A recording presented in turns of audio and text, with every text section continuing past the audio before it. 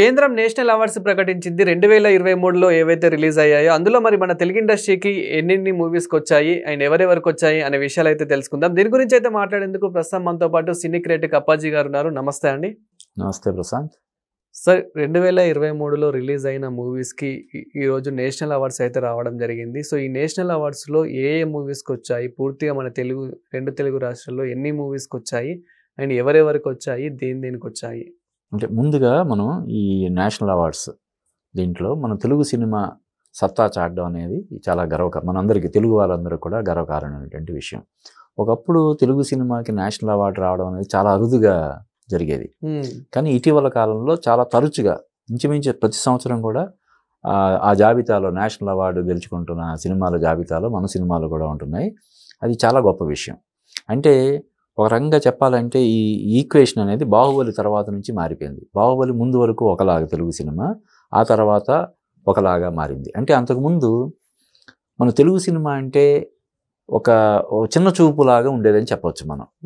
మనం చూస్తే ఇప్పుడు సిల్క్ స్మిత జీవిత చరిత్ర ఆధారంగా తీసినటువంటి ఆ సినిమాలో మన సౌత్ ఇండియన్ హీరోగా నసీరుద్దీన్ షా యాక్ట్ చేస్తాడు. డర్టీ లవ్, డర్టీ పిక్చర్ సినిమాలు. అందులో మన సౌత్ ఇండియన్ హీరో అంటే బాగా ఏజ్డ్ ఉంటారు.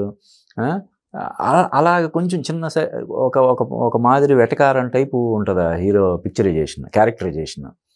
అలాగా మన సౌత్ హీరోలు అంటే ఒక ఏదైతే ఒక చిన్న చూపు ఉండేదో అదంతా ఇప్పుడు పోయింది. అంతకుముందు లాస్ట్ ఇయర్ మన అల్లు అర్జున్ పుష్ప సినిమాకి గాను గెలుచుకున్నాడు. ఈ సంవత్సరం కూడా పలు కేటగిరీల్లో ఇప్పుడు బలగం సినిమాకి బెస్ట్ లిరిక్స్ విభాగంలో కాసర్ల శ్యామ్కి వచ్చింది. అలాగే భగవంత్ కేసరి సినిమాకి ఉత్తమ చిత్రంగా అంటే అందరూ ఆ సినిమాకి సంబంధించిన డైరెక్టర్కి, ప్రొడ్యూసర్కి, హీరోకి, హీరోయిన్గా యాక్ట్ చేసిన శ్రీలీలకి అందరికీ వచ్చినట్టు అది ఉత్తమ చిత్రం కేటగిరీలో ఆ సినిమాకి అవార్డు వచ్చింది. కాబట్టి ఆ సినిమాకి పనిచేసిన టెక్నీషియన్లకి, నటీనటులు అందరికీ వచ్చినట్టు.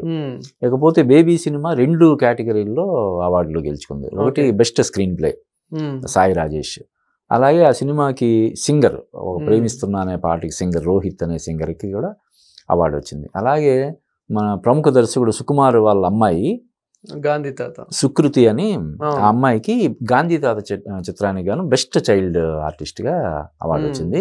ఇవన్నీ కూడా అంటే మన తెలుగు సినిమా ప్రతిష్టని పెంచడానికి కారణమైనటువంటి ఇది కాబట్టి మనందరం గర్వించదగ్గ విషయం. ఇంకొకటి ఏంటంటే జనరల్గా ఒక్కోసారి అవార్డు వచ్చే సినిమాలు ఒకటి ఉంటాయి, రివార్డులు వచ్చే సినిమాలు వేరే అయి ఉంటాయి. అంటే ఇది అవార్డు సినిమా అంటే ఒకప్పుడు ఎలా ఉండేదంటే దానికి రివార్డులు రావు, అవార్డులు వస్తాయి. బెస్ట్ సినిమా, మంచి సినిమా అని, మంచి పర్ఫార్మెన్స్ అని ఇలాగ అవార్డులు వస్తాయి. కానీ ప్రేక్షకుల నుంచి రివార్డ్స్ రావనే ఒక ఇది ఉండేది అంతకు ముందు వరకు. కానీ ఇప్పుడు ఈ సినిమాలు ఏవైతే మనం చెప్పుకున్నాం, ఇప్పుడు భగవంత్ కేసరి కానీ, బలగం కానీ, బేబీ కానీ, ఈ అన్ని సినిమాలు ప్రేక్షకుల ఆదరణకు కూడా నోచుకున్న సినిమాలు.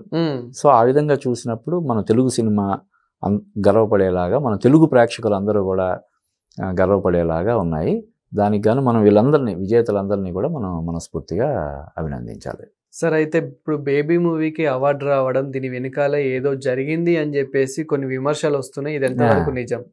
అంటే విమర్శలు అనేవి ఇప్పుడు సహజంగా అంటే ఏ అవార్డు ప్రకటన వచ్చినా కూడా దాని వెంటనే ఇమ్మీడియట్గా విమర్శ అనేది ఉంటుంది. ఉదాహరణకి మన RRR సినిమాలో నాటు సినిమా పాటకి అవార్డు వచ్చినప్పుడు కూడా విమర్శించారు.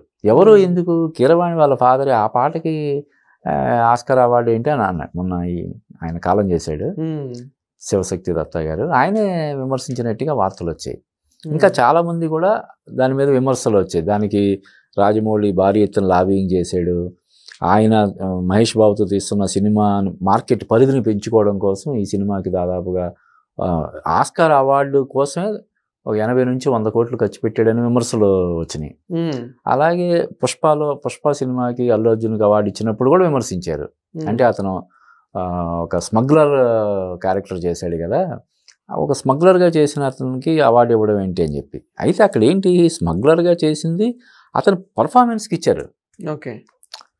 అతను ఆ పాత్రలో అద్భుతమైనటువంటి అభినయం ప్రదర్శించినందుకు గాను దానికి అవార్డు ఇచ్చారు.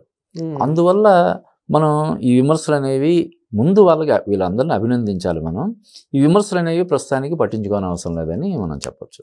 ఇప్పుడు సార్ భగవంత్ కేసరికి కూడా బాలకృష్ణ గారు రాజకీయాల్లో ఉన్నారు కాబట్టి పొలిటికల్గా తను ఏమైనా చేసి ఉంటారా, అందుకే ఈ అవార్డు వచ్చి ఉంటుందా? ఎందుకంటే నేను అంటున్నది కాదు, సో ఇది ఈ కామెంట్స్ అవును. అంటే చెప్పాను కదా, విమర్శలు అనేవి సహజంగానే. అందులోనూ ఇప్పుడు ఈ awards committee last time awards కమిటీలో కూడా మన తెలుగు బలభద్రపాత్ర రమణి అని ఆవిడ రైటరు, చాలా సినిమాలకి కూడా ఆవిడ కథలు అవి అందిస్తుంటారు. ఆవిడ ఉండడం వల్ల వచ్చిందని అన్నారు. ఇప్పుడు ఈ సంవత్సరం నేషనల్ అవార్డ్స్ కమిటీలో మన ప్రముఖ దర్శకుడు వీఎన్ ఆదిత్య ఉన్నాడు కాబట్టి ఆయన కొంత ఇన్ఫ్లుయెన్స్ చేసి ఉంటాడని కొన్ని విమర్శలు సహజంగానే వస్తాయి. ఇప్పుడు బాలకృష్ణకి పద్మశ్రీ వచ్చినప్పుడు కూడా, పద్మభూషణ్ వచ్చినప్పుడు కూడా అలాగే విమర్శించారు కదా. కాబట్టి విమర్శలు అనేవి సహజంగానే వస్తాయి. నిజంగా కూడా కొంత ఉంటే ఉండొచ్చు.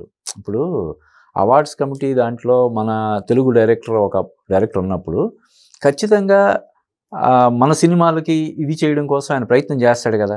ఇప్పుడు ఏమొద్దు, ఇప్పుడు మన తెలుగు వాడు అవార్డ్స్ కమిటీలో ఉండి కూడా మన తెలుగు సినిమాలకు రాలేదనుకుందాం, అప్పుడు ఏమంటారు, ఏం పీకుతున్నాయను అవార్డ్స్ కమిటీలో ఉండి ఈ మన సినిమాలు కనీసం ఒక 4-5 అవార్డులు కూడా వచ్చేలా చేయకుండా ఏం చేస్తున్నావు నువ్వు అని అప్పుడు విమర్శిస్తారు కదా.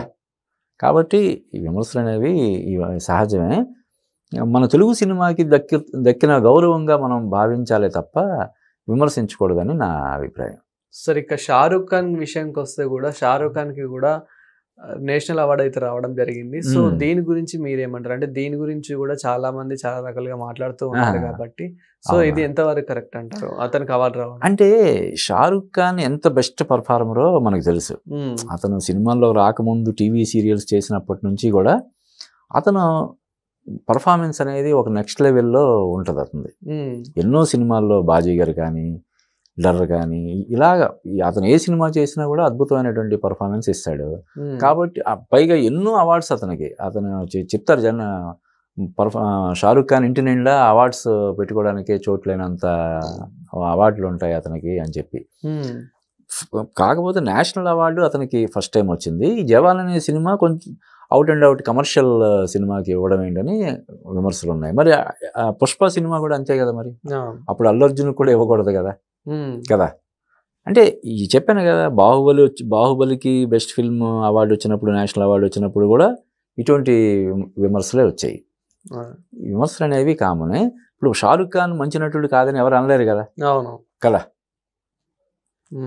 కాబట్టి షారూఖ్ ఖాన్కి నేషనల్ అవార్డు ఇవ్వడంలో మనం తప్పు పట్టడానికి ఏమీ లేదు. అంటే పర్టికులర్ ఈ సినిమా కాకపోయినా అతను ఇందాక నేను చెప్పినట్టుగా అతను ప్రతి సినిమాలో కూడా పర్ఫార్మెన్స్ ఒక రేంజ్లో ఉంటుంది, ది బెస్ట్ పర్ఫార్మెన్స్ ఇస్తాడు. కాబట్టి షారూఖ్ ఖాన్కి నేషనల్ అవార్డు ఇవ్వడంలో బెస్ట్ యాక్టర్ కేటగిరీలో పూర్తిగా మనం సమర్థించవచ్చు.